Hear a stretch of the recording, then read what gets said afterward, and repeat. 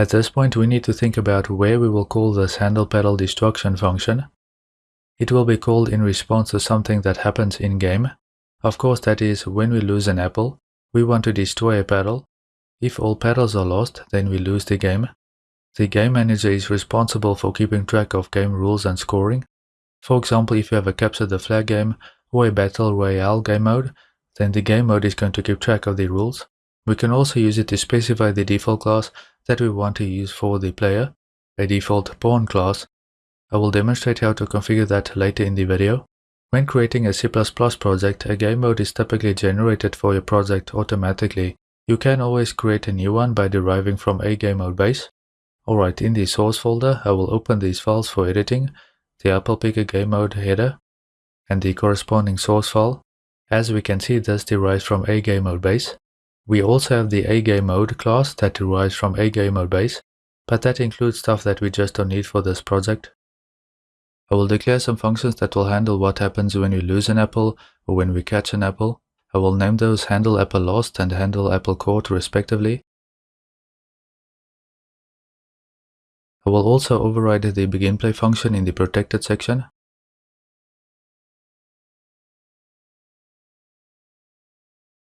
In the private section, I will declare two variables to keep track of the apples caught and the apples lost, and I will name those appropriately. Quick actions and refactorings and create a definition. You may have to wait for IntelliSense to catch up, or just write those out yourself. Same thing with the definition of begin play. The first thing we want to do is we want to call super begin play. In the handle apple caught, we will add one or increment the apples caught. In handle apple lost, we can do the same thing for apples lost.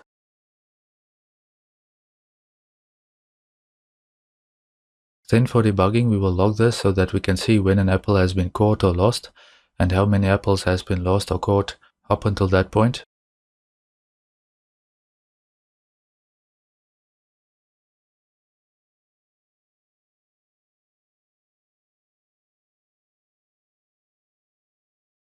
Of course, you can use a single UE log. This is just how I did this. At this point we can build just to make sure we don't get any errors. Ctrl B.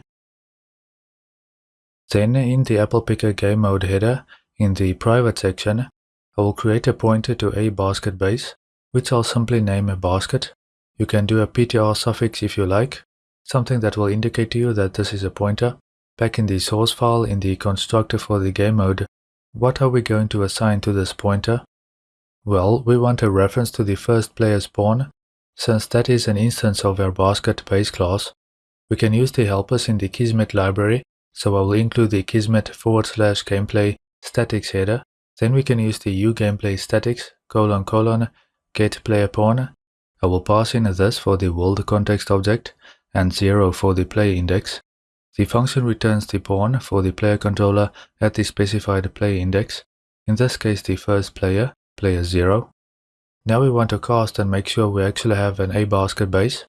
At the moment we don't have the header for the A-basket base included, so a shortcut for that is to navigate to the A-basket base source file and just copy that header include, paste it at the top of the file. Of course you can type this out if you want. And so this is how we will now assign to that basket pointer. This will now give us a pointer to that pawn used by the first player, in this case an instance of our basket. In the handle apple lost function, if we have a pointer to the basket pawn, then we can invoke the public member function that we've declared previously in the basket base header file, handle pedal destruction.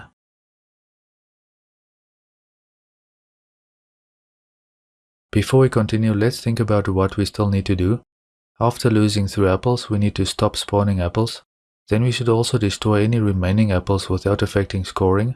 We will complete these tasks in upcoming lectures, but you can try and set up the logic yourself for an exercise. Now, where will we actually call this handle apple lost function? Well, remember we destroy an apple base instance in the tick function of the apple base class. That is, when the location of the actor in the z-axis is below the floor boundary that we have set up. In other words, when we lose an apple, we can currently catch an apple and we can lose an apple. So it makes sense that we want to invoke this function when we lose an apple, I will open up the Apple base header and source files for editing. In the Apple base header, in the private section, let's declare a pointer to our Apple Picker game mode base. Declare that, and I will name that current game mode.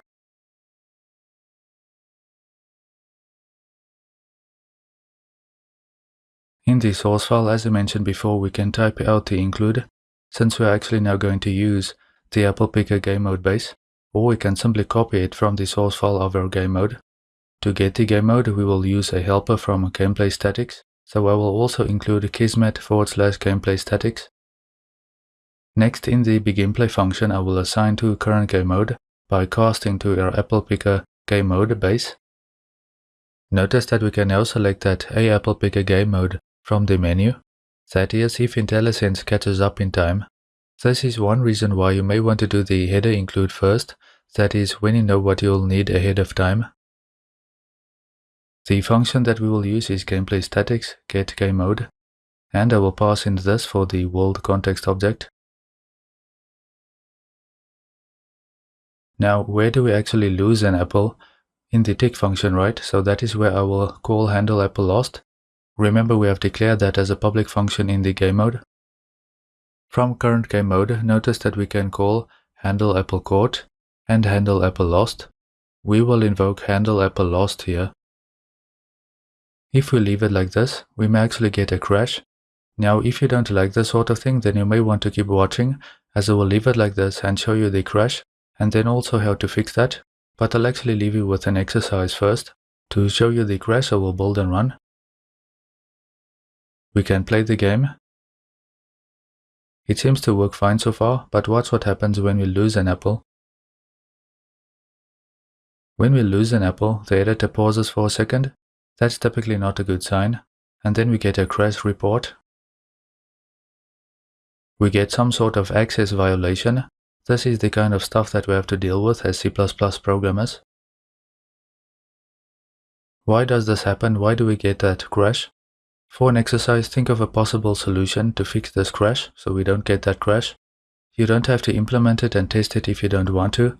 Some people are scared of these sorts of errors.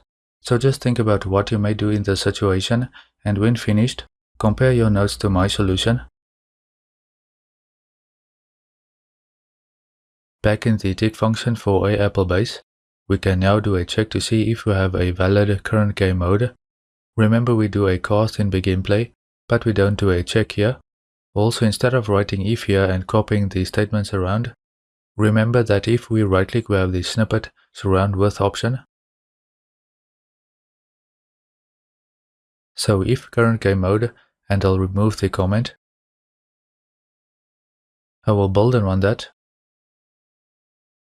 With the Unreal Editor open, I will dock the output log in the layout, so that we can see those logs that we have set up in the game mode. Remember, we can filter the output log to show only warnings. For example, that is so that we don't see the things that we don't care about. I will play this. We don't get a crash anymore, that's the most important part. And our apples do get lost and collected. But notice that we don't get the printout that we would expect when we lose an apple. Also notice our petals do not get destroyed when we lose an apple. Remember that in the handle apple lost function, we invoke the function handle petal destruction by finding the pawn of the first player and then invoking the function on that. So from this we can deduce that something is wrong with the setup of our game mode. If we click the blueprints drop down, we have the sections that show us the game mode that is set for the entire project. So in other words, the default game mode, and then also what game mode is specified for the world override. If we don't override the game mode, then the default one set in the project settings will be used. This is useful since we can override the game mode for specific levels if we wish. This gives us a lot of flexibility and can also speed up iteration time. Observe that we have the default game mode base active and not our Apple Picker game mode base. This means that the check that we have set up previously fails and our handle apple lost function never gets called. So for the project settings, we can choose our Apple Picker game mode base. We don't have to choose a world override since we want to use the default one that we have now set up for the project. When we playtest, notice two things when we lose an apple. our paddle gets destroyed, and we get those logs in the output log. Our handle apple lost now gets invoked on our custom game mode, which in turn invokes the handle paddle destruction function on the pawn of the first player. The game also does not crash, which is always nice. We can also go to the project settings, and under maps and modes, we can select the default game mode. Currently this is set to our C++ class, since we have changed that, but we can also derive from that and create a blueprint. To demonstrate, I will right-click on the Apple Picker Game Mode base in the content browser and select to create a blueprint class on a Apple Picker Game Mode base. I will change the name to BP_, select the folder and create the blueprint class. This actually does not need that base suffix, so that was my mistake. I will fix that later. Now that we have that blueprint opened up in the blueprint editor, in the class defaults, we have this classes category. Here we can select the default pawn class amongst other things. If we set the default pawn class to our basket blueprint, then we can use the player start to specify the location where the default pawn should be spawned. Then we also don't have to drag in the pawn we want and set the auto-possess player to player 0 each time. This is useful for iteration, since you can have multiple game mode configurations for different pawns as you test and iterate on those.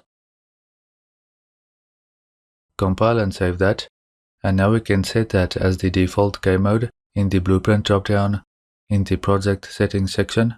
As I mentioned, you can also try and set that by going to Edit, Project Settings, Maps and Modes, and set that right here. While we are in here, we can also modify the default classes if we want, but I typically open up the blueprint for editing.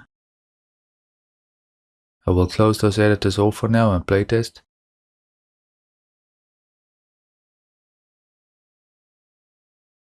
As we can see, this works fine with our blueprint game mode. We can place a player start in your level by clicking on the content dropdown and typing player start, drag that in.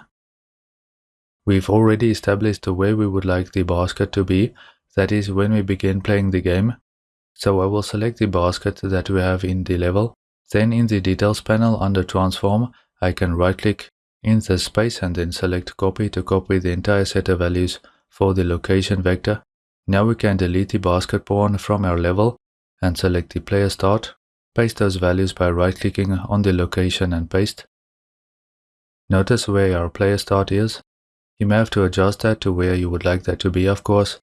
Now because we have that blueprint basket set as the default pawn class in the game mode, when we hit play, an instance of our blueprint basket is spawned and we can play. The downside to doing it in this way is that we don't see our pawn in editor time. We only see it when we play. We may want to see our basket pawn, or whatever pawn it is that you use for your game, in the viewport when we are not playing, to see the modifications take effect as I've demonstrated in previous lectures. You may want to do some modifications to it, to the default setup, that is before you hit play. Now to solve this issue, you can always create a level where you have a pawn spawned in editor time, of course making sure to set the auto-possess player to 0, and where you can then remove the player start just for testing purposes. I will leave this level as is for now. I'm just demonstrating the different options to you so you can make a decision on that for your own projects. This is not some third-person shooter or anything like that. First-person shooter, where you may expect to typically use the player start, but as you can see from these examples, we can still use the setup with the player start. And as I mentioned previously, with the usage of the game mode, this can improve iteration times because you can have multiple game modes where you specify different default pawn classes.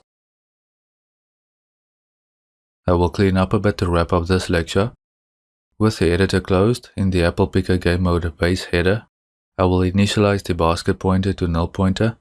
It's always a good habit since we don't want our pointers to have some garbage value. Also, if I go to the source file for readability, since this does not have a B prefix or anything like that, I will check if this is not null pointer. This is just for readability so that we can see what is going on at a glance.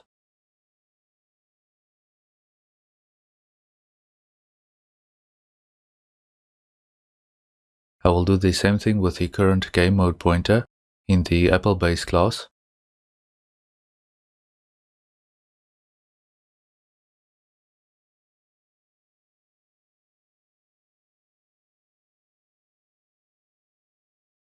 Build and run that. Alright, back in the editor I will navigate to the Blueprint Apple Picker game mode and rename that to remove the base at the end. I may have been in a bit of a hurry when I named the blueprint. I will rename that to remove the base at the end. You can right click on the blueprint, or you can click pause click.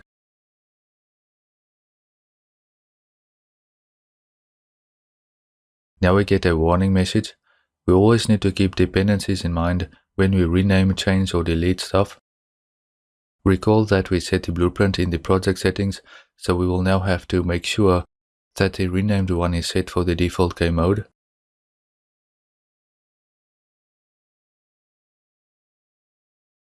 I will playtest once more and it seems to work fine. The takeaway with this is maybe take your time and double check when you name stuff. And now we will have less cleanup to do later.